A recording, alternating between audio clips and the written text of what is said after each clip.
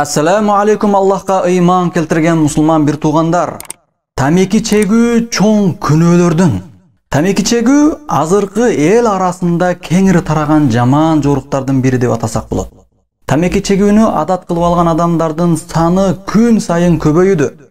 Мына ошондуктан ден соолукка зыян болгон нерселердин көбөйгөндүгү коомчулук үчүн өтө чоң көйгөйлөрдүн бири. Tameki çegүүнүн шарияттагы өкүмү жана ден соолукка канчалык деңгээлде зыян экендигин айтып эскертүү ар бир мусулманмын деген адамдын милдети. Дүйнөдөгү бүткүл медициналык окуу борборлору биргеликтүү изилдөөлөрдү өткөрүшүп, жыйынтыгында тамеки чегүү ден соолукка өтө зыян экендигин аныктап чыгышты. Жана зыяндарга алып келерин аныкташты. Алардын иликтөөлөрү боюнча тамеки чегүү жүрөк, дем алуу органдары, өпкө жана тамак сиңирүү органдарында кооптуу ооруларды пайда кылат. Ошондой эле тамеки биздин терибиздин тез картайышына да себепкер болот. Мына ушундай зыяндарды, тагыраак айтканда тамеки чегүү адамдын зейин соолугунда ушундай чоң коркунучтарды алып келет деп эскертилсе, тамекини таштоого эрки жетпей жүргөн адамдар койгулачы эми, баардык нерсе Аллахтын колунда. Аллах бешенеге эмнени жазган болсо, ошол нерсени көрө жатарбыз эми деп жооп айтышып, тамекини таштоодон качышат. Ооба, баардык нерсе Аллахтын колундагы нерсе. Өмүр берген да, орну берген да, жана адамды өлтүргөн дагы, тирилткен дагы Аллах Таала өзү. Бирок Аллах Таала пендесин өлүмгө алып бара турган зыяндардан алыс болууга буйруган. Өзүңөр өлтүрбөгүлө деген Аллах Таала. Өзүңдү өзүң зыянга ыргытпагын деп буйрут Аллах Таала. Ошондуктан биз ар дайым Аллахтын буйруктарын айтып, адамдарга эскертүүбүз зарыл эсептелет. Тамеки чегүү менен адам өзүнө өзү оору жугузуп, акырындык менен өз жанын кыйгандай болуп эсептелет. Мына ошондуктан тамеки чегүү арам кылынган. Аллах Таала Куранда ыймандууларга эскертип айтат: "Ла тулку би айдикум ила тахлука". Өзүңөрдү өзүңөр зыянга, өлүмгө, кыйроого таштабагыла деген Аллах Таала. Бакара сүрөсү 195-аят. Аллах Таала башка бир аятта өз пенделерин эскертип: "Вала тактулу анфусакум, инналлаха кана бикум рахима". Өзүңөрдү өзүңөр өлтүрбөгүлө, өзүңөрдү өзүңөр кыйроого салбагыла. Чындыгында Аллах силерге ырайымдуу деп айткан. Ниса сүрөсү 29-аят. Аллахтын элчиси Мухаммад саллаллаху алейхи ва саллям айткан: "Мен катала нафсаху би шайин уззиба бихи яумул кияма". Кимде ким өзүн өзү бир нерсе менен өлтүрсө, анда ал адам кыямат күнү ошол нерсе менен азапталат. Тагыраак айтканда, өзүн өзү өлтүрүлүп азапталынат. Сахих Бухари. Абу Хурайра радиаллаху анху риваят кылган хадисте пайгамбарыбыз Мухаммад саллаллаху алейхи ва саллям айткан: "Мен тарадда мин джабалин факатала нафса, фахуа фи нари джаханнама ятарадда фиха халидан мухалладан фиха абада". Кимде ким атайлап асказоодон өзүн өзү таштап өлтүрсө, анда ал адам түбөлүктүү тозокто дүйнөдө өзүн өлтүргөндөй аскадан өзүн өзү таштап токтоосуз дайым азапталып турат. Сахих Бухари жана Муслим. Урматтуу мусулман бир туугандар, тамеки чегүү адамдын ден соолугуна алып келген зыяны жагынан караганда накта адам өлтүрүү болуп эсептелет. Муну карайлы, урматтуу бир туугандар. Медициналык тармактагы илим изилдөөлөр тамеки чегүү бул адамдын өзүн өзүн акырындык менен өлтүрүүсү болот дешкен. Тагыраак айтканда, өз өмүрүнө кол салууга барабар деп айтышкан. Аллахтын элчиси саллаллаху алейхи ва саллям айткан: "Ла дарара ва ла дирар". Өзүңө да, өзгөлөргө да зыян бергенге болбойт деп кескин тыюу салган пайгамбар саллаллаху алейхи ва саллям. Ибн Мажа. Статистиканын акыркы иликтөөлөрү боюнча карап айта турган болсок, адам өлүмүнүн көбөйүүсү тамеки тартуучулардын көбөйүүсүнө байланыштуу деп айткан. Дүйнө жүзүндөгү 5% адам тамекинин айынан дүйнөдөн көз жумат. Мына ушул нерсени аныкташкан. Саламаттыкты сактоо министрлиги тамеки чегүү ден соолукка зыяндуу деп айтышкан. Ошондой эле тамеки эң коркунучтуу оору, мындан алыс болуу өтө зарыл деп жыйынтык чыгарышкан медициналык борбор. Чада калса, тамеки тартуу коронавирустан дагы коркунучтуу оору. Себеби мында көп адамдар дүйнөдөн көз жумат. Тамеки чеккендиги себептүү көп ооруларга чалдыгып, адамдын денеси көпчүлүк ооруга туруштук бере албай калат. Айрыкча эми бул көйгөйлөрдү карай турган болсок, кедей өлкөлөрдө тамекинин айынан азапталгандар көп. Кыскасын айтканда, тамеки тартуу өз колуң менен өзүңдү өлтүргөнгө барабар. Анын зыяны өзүң эле тийип калбастан, жанында турган адамдарга да тие, урматтуу мусулман бир туугандар. Аллахтын элчиси саллаллаху алейхи ва саллям айткан: "Мен аза муслиман факад азани." Кимде ким мусулманга зыян берсе, анда ал адам мага ыза берген болот деген. Эй, тамеки чеккен жана тамеки саткан адам, билгин, сен мусулмандарга зыян берип жатасың. Пайгамбарыбызга зыян берип жатасың. Азыркы күндө адамдар зыяндуу тамекини сатып алуу үчүн канчалаган акчаларын сарпташып, акчаларын коротушуда. Алар сарптаган акчалары менен жалаң гана зыяндарды гана табышып атат. Мисалга, бир эле өлкөнү айта турган болсок, Америкада 20 миллион тамеки чегүүчү адам жылына 4 миллиард доллар акча которот.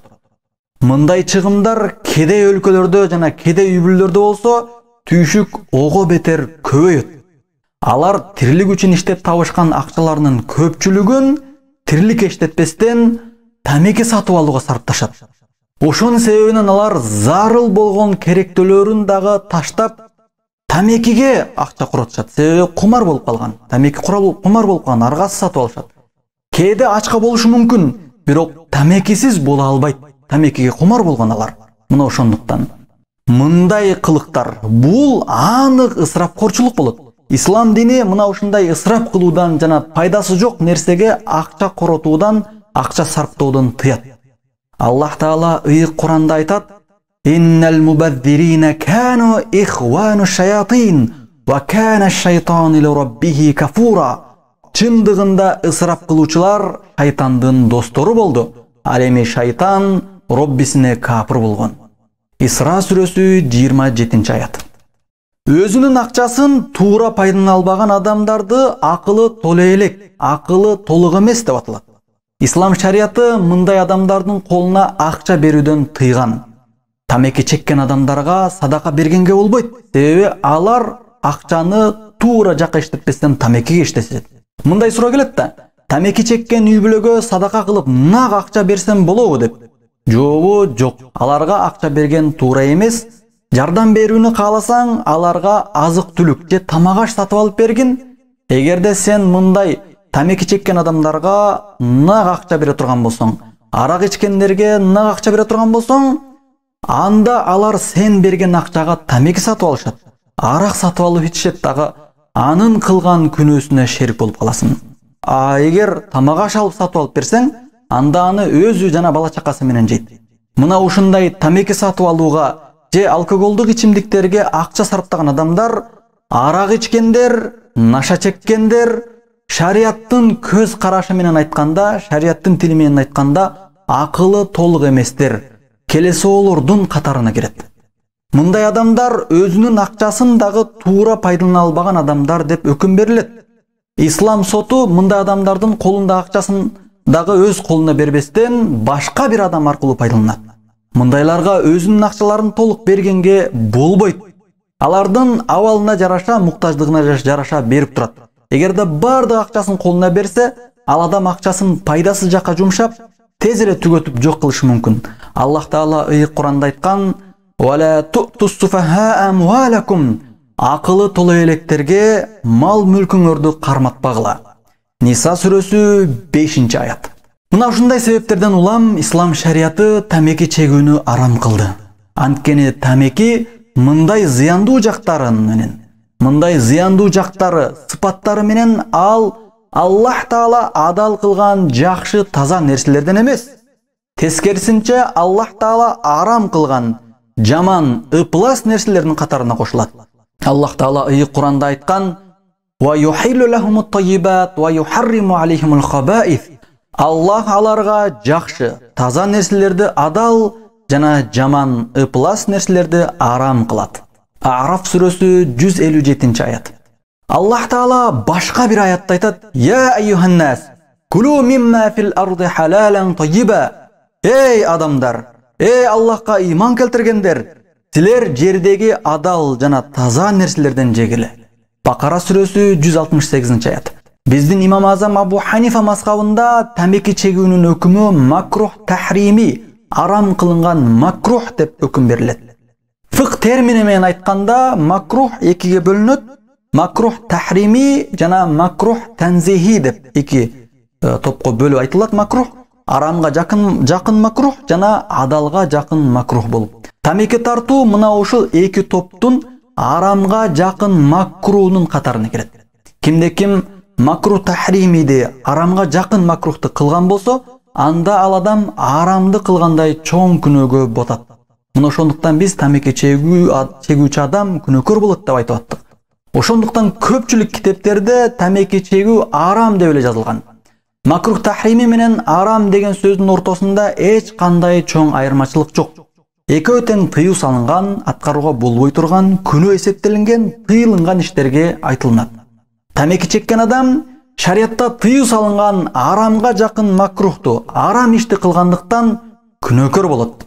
Ханафи мазхабынын чоң аалымы, тагыраак айтканда фыкта Ал-Хидая китебинин, Кыргызстанда аябай белгилүү китеп.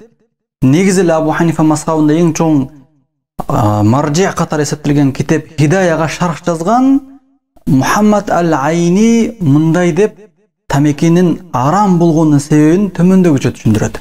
4 себептен улам тамеки чегүү арам болгон деп айтат ал аалым киши. Биринчиси ден соолукка зыян болгондук үчүн арам кылынган.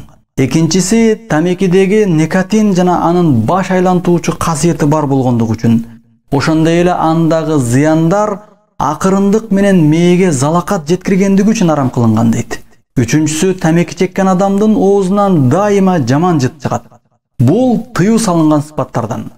Ыймандуу адам өзүн таза алып жүрүүсү милдет. Анткени пайгамбарыбыз Мухаммад саллаллаху алейхи ва саллям кимде ким сарымсак, пияз жана ушундай жыт чыга турган өсүмдүктөрдү жеген болсо, кам абалда жеген болсо, анда ал адам мечитке кирбей үйдө олтурсун деген. Сахих Бухари жана Сахих Муслим. Чындыгында тамекинин жыты пияз, сарымсактын жытынан дагы жаман, сасык болот. Тамеки чеккен адамдын оозунан жаман жыт чыккандыктан башкаларга ыза берет.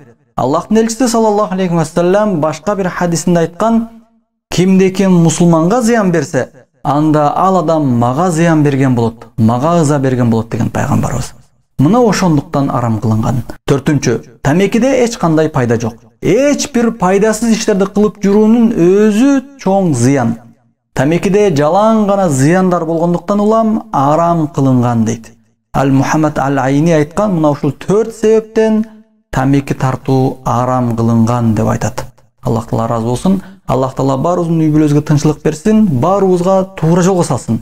Ар дайым акыйкатты акыйкат деп билип кабыл алып, жана ошол акыйкатка ээрчүүчү пенделерден кылган болсун.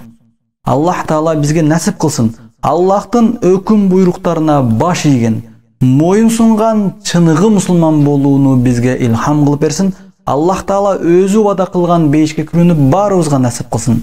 Акыйкатты акыйкатта ээрчүүнү насип кылсын. Aqulu qawla hadha wa astaghfirullah li wa lakum. Assalamu alaykum wa rahmatullahi wa barakatuh.